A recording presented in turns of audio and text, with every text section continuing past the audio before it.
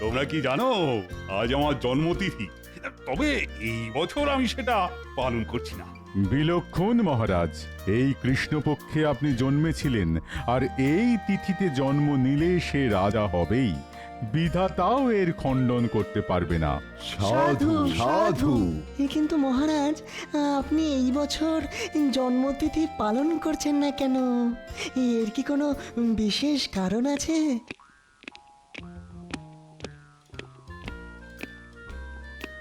মহারাজ অনুমতি দিলে বসতে পারি, আর দেরি করার জন্য মার্জনা চাইছি।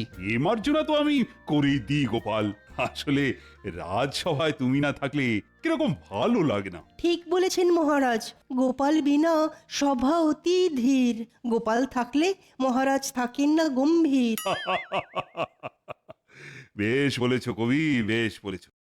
বিজ্ঞানী, তোমার কথার উত্তরে বলি, রাজকোষের অবস্থা ভালো নয়। তুমি জানো, মানে যদিও তোমার জানার কথা নয়, আমি শুধু আমার জন্মতিথি উপলক্ষ পালন না করে খরচের কিছু ওই সাশ্রয় করেছি মাত্র, আর সেটাও আমার রাজ্যের প্রজাদের কথাই ভেবে। রাজকোষের কথা আমাদের কারোরই জানার কথা নয় মহারাজ, সেটা তো একমাত্র খাজাঞ্চি বলতে পারেন।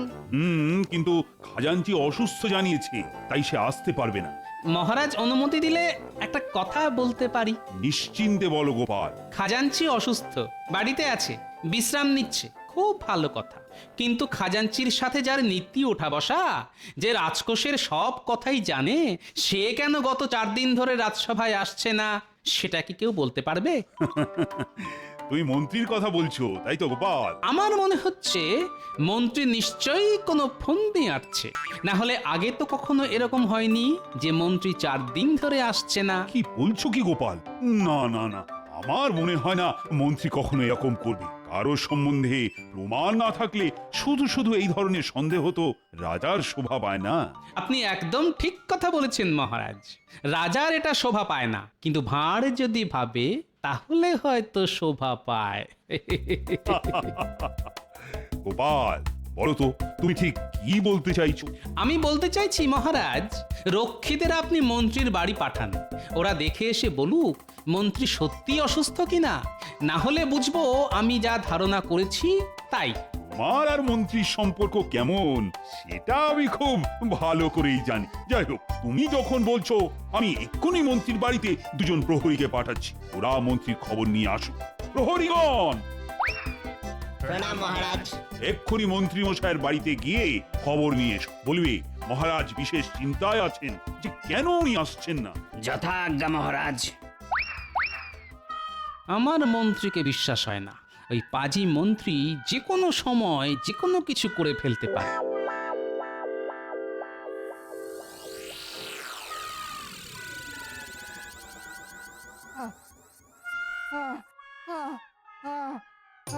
ওরে বাবারে, ওরে ওরে বাবারে, কি যন্ত্রণা!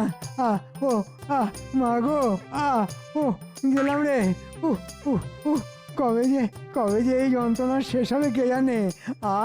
ও ও প্রণাম নেবেন মন্ত্রী মশাই, মহারাজ আমাদেরকে পাঠিয়েছেন আপনাকে দেখতে আসার জন্য। সে আমি বুঝতে পেরেছি। ও কদিন রাজসভায় যেতে পারিনি যে। ওরে বাবারে। মন্ত্রী মশাই, আপনার ঠিক কি হয়েছে? মানে মহারাজকে আপনার অবস্থাটা বলতে হবে, সেই কারণেই আমরা জানতে চাইছি। ফোঁড়া হয়েছে রে, ফোঁড়া। ভীষণ কষ্ট পাচ্ছি। ও ও আগে সেটা বুঝতে পারছি, কিন্তু আপনি উপরে শুয়ে আছেন কেন যদি বলেন? সোজা হয়ে শুতে পারছি না তাই। কিন্তু মন্ত্রী মশাই, আপনি সোজা হয়ে কেন শুতে পারছেন না? তোমরা দুজনেই আস্ত উজবুক সেটা আমি জানি। তাও বলছি, আমি ফোঁড়ার যন্ত্রণায় উপর হয়ে শুয়ে আছি। ও, এখনো বুঝতে পারলাম না মন্ত্রী মশাই, ফোঁড়া আপনার ঠিক কোথায় হয়েছে? হতভাগা, সব জানতে হবে। আগে মহারাজের তো সেরকমই নির্দেশ। মহারাজকে গিয়ে বল আমার ফোঁড়ার যন্ত্রণা কমে গেলেই আমি রাজসভায় যাব। আশা করি 2-1 দিনের মধ্যেই।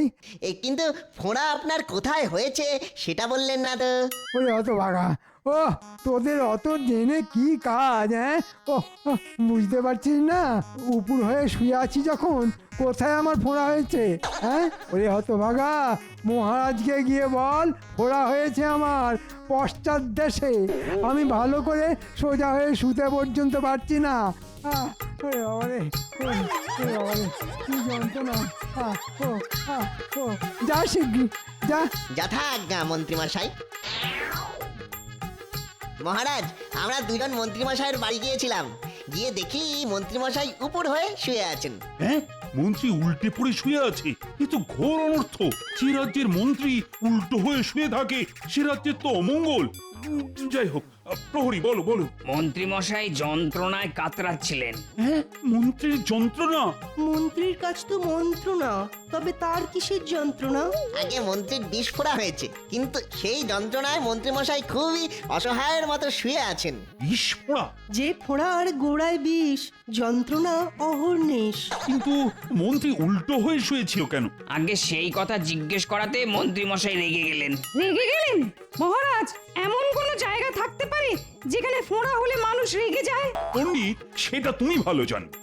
তোমরা বলো তো প্রহরী। মন্ত্রীমশাই আমাদের বললেন, যা গিয়ে মহারাজকে বল আমার পশ্চাৎ দেশে ফোড়া হয়েছে। হে হে।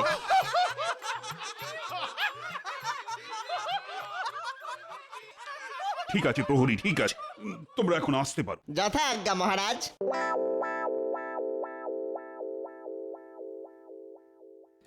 মহারাজ, মন্ত্রীর মনের সমস্ত বিষ এখন ফোঁড়া হয়ে বাইরে বেরিয়ে আসছে।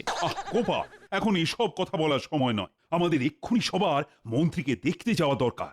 রাজবৈদ্য এখন বিদেশে, তাহলে মন্ত্রীর চিকিৎসা কে করবে? আগে দেখি মন্ত্রীর কি অবস্থা, তারপর বৈদ্যর ব্যাপারে ভাবা যাবে। এখন চলো চলো তো সবাই।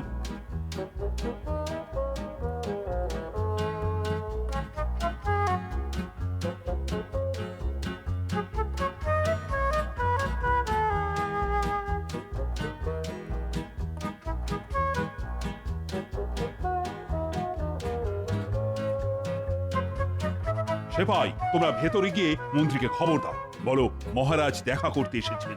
যথা আজ্ঞা মহারাজ।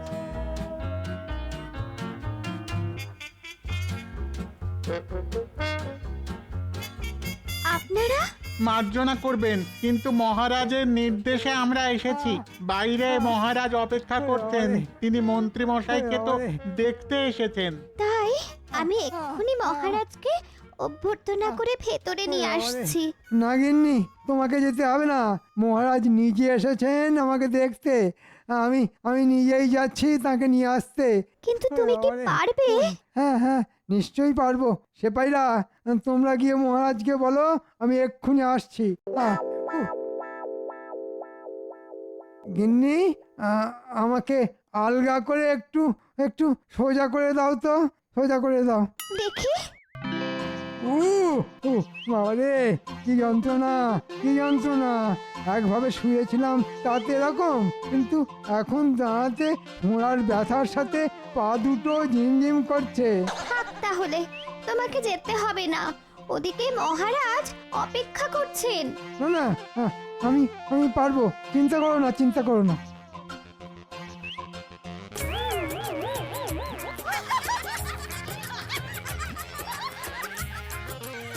আমার কি সৌভাগ্য, ওরে বাবা।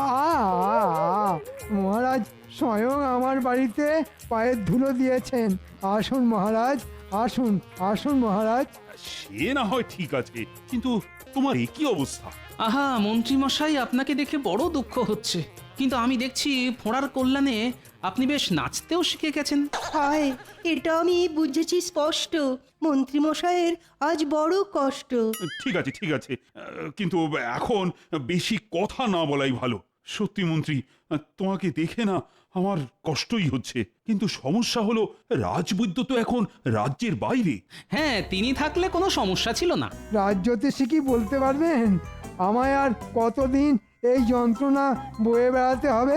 ফোঁড়ার যন্ত্রণা কবে কমবে এ তো আর গণনা করে বলা যায় না। তবে গণনায় দেখেছি আপনার শনি খারাপ।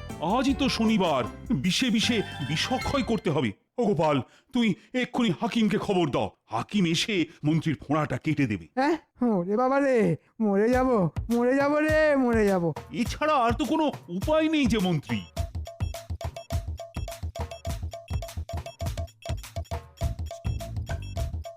মন্ত্রীর হলো ফোঁড়া, আর এখন আমাকে ছুটে যেতে হচ্ছে হাকিমের বাড়ি। কিন্তু হাকিম কি বেঁচে আছে? বহুকাল আগে দেখেছিলাম, তখনই সে বুড়ো। এখন যদি সে বেঁচে না থাকে,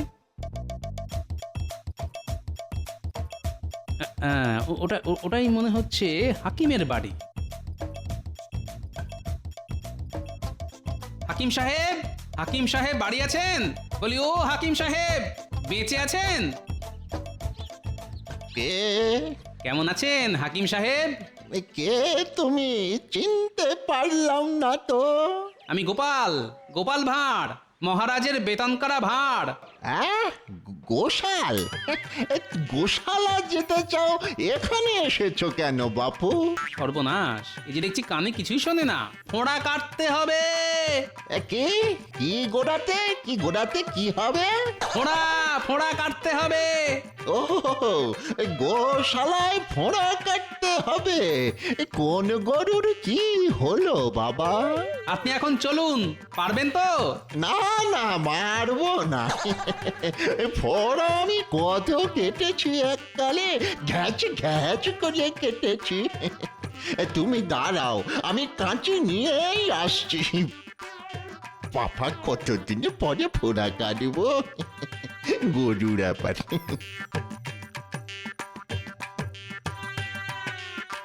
এই কাঁচি দিয়ে সব গরু ঘোড়ার ফোঁড়া কেটে দেওয়া যায়, একেবারে ঘ্যাচ ঘ্যাচ করে। এই বাড়িতে তোমার গরু আছে? গরু না, মানুষ, মানুষের ফোঁড়া। যার খুশি ফোঁড়া হোক, ফোঁড়া দেখলেই আমি কেটে দেব।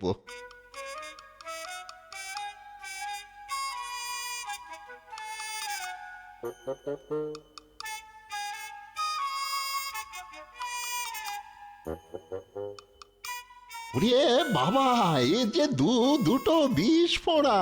আমি একটা আগে কাটি, চিন্তা নেই, কাঁচি দিয়ে কচ কচ করে কেটে দেব।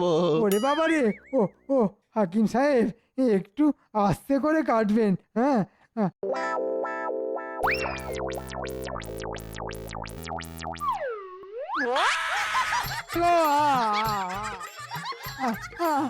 ও বাবা গো, মেরে ফেললে গো।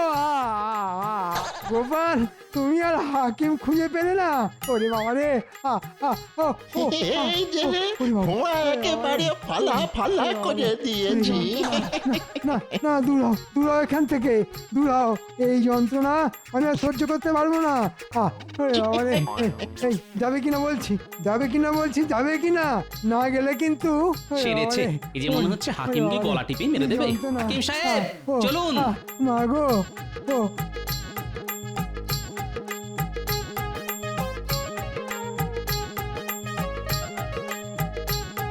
কচ কচ ঘচ ঘচ, কত ফোঁড়া আছে বলো? সব কেটে দেব, আমি ফোঁড়া কাটার ওস্তাদ।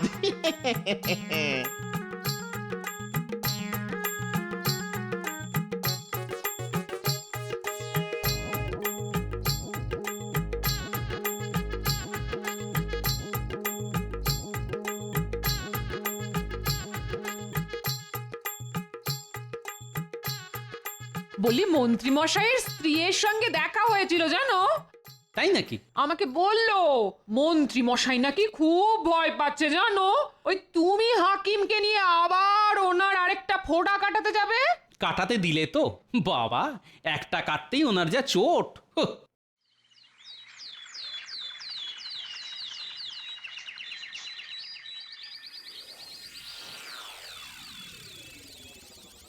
বলো গোপাল, বলো, খবর বলো। মহারাজ, আপনার কথা মতো আমি বুড়ো হাকিমকে নিয়ে গিয়েছিলাম মন্ত্রী মশাইয়ের বাড়ি।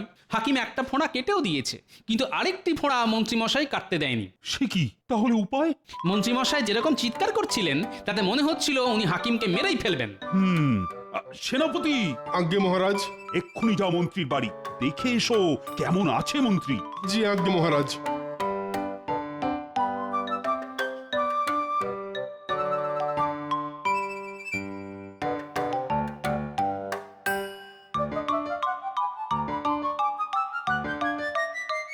দেখেছো গিন্নি কটা দিন রাজসভায় না গেলে সবাই কিরকম চোখে অন্ধকার দেখে।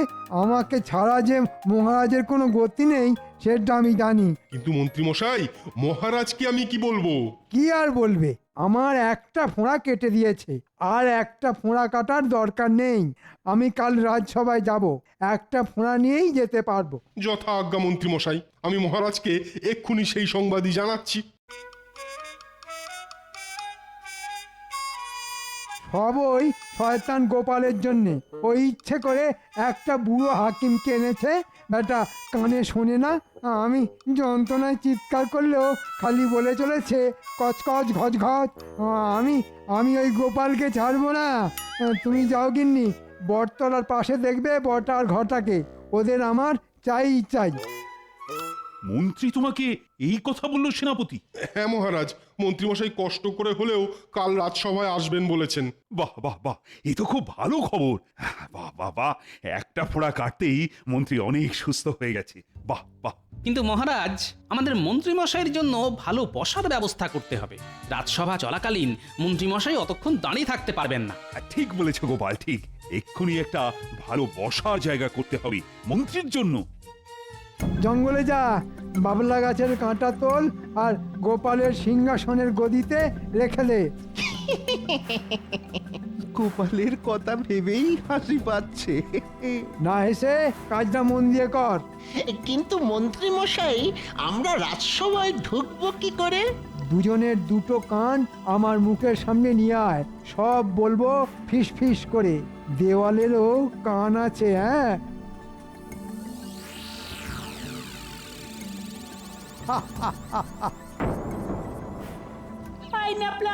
লেবুটা আমার দিকে ছড়, আমি ওটা লুফে নেব।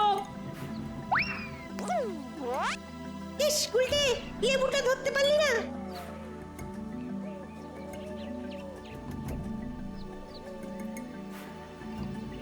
তুই এমন জোরে ছুড়লি আমি ভালো করে তো দেখতেই পেলাম না। এখন এই জঙ্গলে কোথায় খুঁজবো?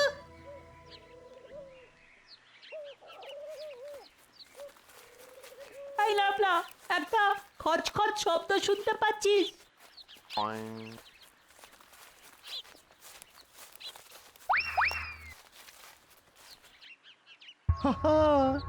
প্রচুর কাঁটা। এ হলো বাবলা গাছের জঙ্গল। এই কাঁটা এবার গোপালের রাজসভার গদিতে ঢুকবে। কাল গোপাল রাজসভায় বসলেই যে কি হবে ভাবলেই কেমন একটা। মন্ত্রী মশাই জব্বর ফাঁদ পেতেছেন।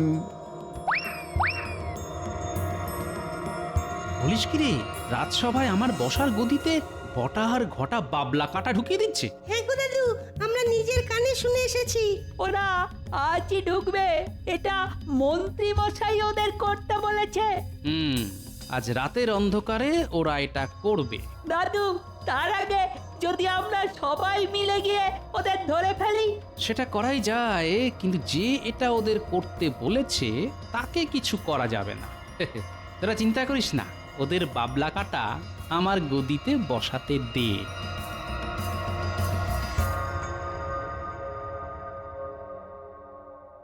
কি প্রহরী, তোমার ছুটি নেই? মন্ত্রী মশাই সুস্থ হয়ে গেছে বলে সবাই কিরকম আনন্দ করছে বাইরে দেখো। ভালো খাবারের ব্যবস্থা আছে। হ্যাঁ, আহা, যেতে তো বড় ইচ্ছে করছে, কিন্তু আমাদের তো পাহারা দেওয়ার কাজ। আরে চিন্তা করছো কেন? এই রাতের বেলা কে আসবে? হ্যাঁ, তার চেয়ে এক কাজ করো, তুমি ওর সাথে যাও আর কিছু খেয়ে নাও। আরে কোনো চিন্তা নেই, কোনো চিন্তা নেই, আমি তো আছি। হ্যাঁ, তোমার জন্য এইটুকু করব না? চলো চলো আমার সাথে।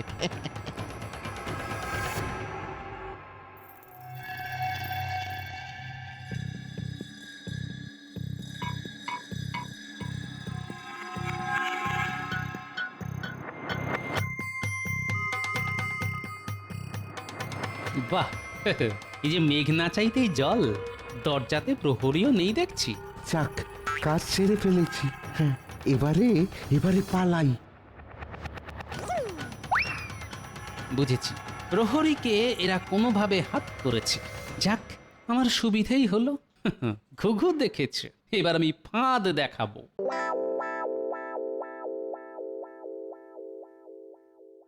বাহ, মন্ত্রীর জন্য বেশ সুন্দর গদি, সুন্দর সিংহাসন। আমার গদিটাও সুন্দর, তবে কাল আমি মন্ত্রীর গদিতে বসবো।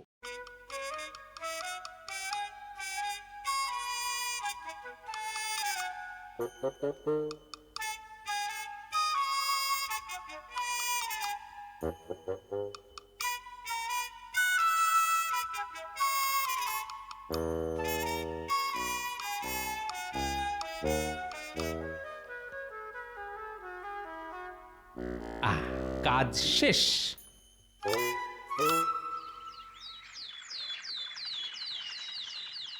মন্ত্রী, তুমি তো এখন অনেক সুস্থ, কি তাই তো? আগে হ্যাঁ মহারাজ। তোমাকে রাজসভায় দেখে না বড়ই খুশি হলাম। গোপাল এখনো আসেনি। গোপাল যে কখন আসবে সেই আশাতেই আছি। এ কি মন্ত্রী, তুমি দাঁড়িয়ে কেন? এই দেখো, তোমার জন্য সুন্দর বসবার ব্যবস্থা করা হয়েছে। তোমাকে আজ দাঁড়িয়ে থাকতে হবে না। আগে মহারাজ, সবই আপনার ইচ্ছে। হ্যাঁ বসো মন্ত্রী, বসো, বসে পড়ো।